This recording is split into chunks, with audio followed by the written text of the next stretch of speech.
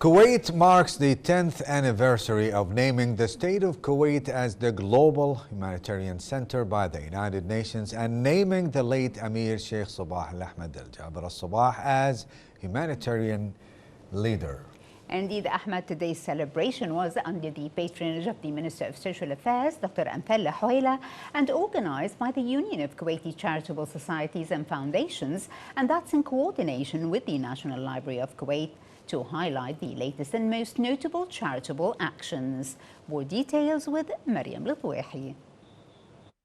Minister of Social Affairs, Family and Childhood Affairs, Dr. Amthal Houela, said that the state of Kuwait, with its governmental and civil charitable institutions, has written a bright history in supporting charitable and humanitarian work, occupying a leading position in the map of humanitarian deeds.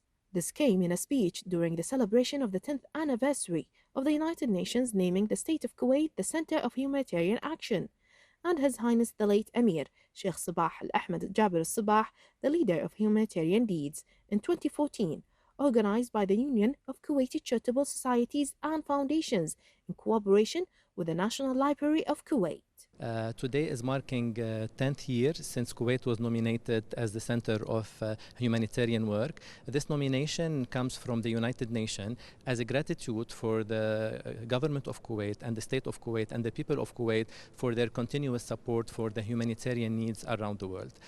So many factors have contributed to nominating Kuwait as a city for the humanitarian work, including the bilateral work Kuwait is doing with so many countries affected by crises around the world, but also the work that Kuwait is doing with the United Nations to reach out to people who are in need and to address the humanitarian needs. The second factor is the work of charity organizations like those who are that we are seeing today in this event, and their outreach to support people around the world in the area of education, health, water and sanitation, and so many other areas and sectors in the humanitarian field.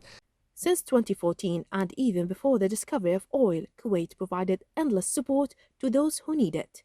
And from 2023 till today, Kuwait supported the regional political and natural crisis.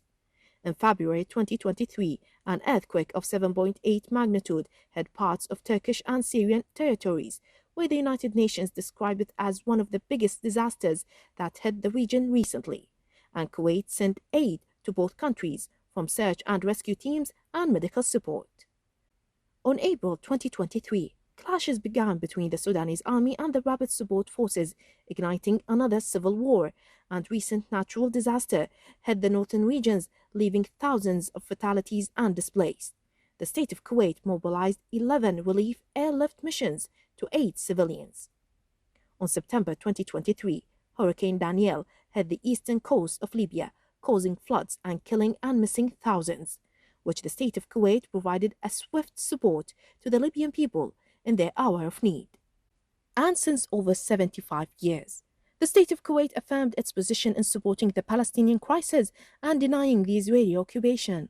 And from nearly a year ago, the Israeli war on Gaza, which killed over 40,980 Palestinians and injured and displaced hundreds of thousands, Kuwait launched a national campaign to aid the Palestinians and sent airlift missions of 45 flights by Kuwait Air Forces.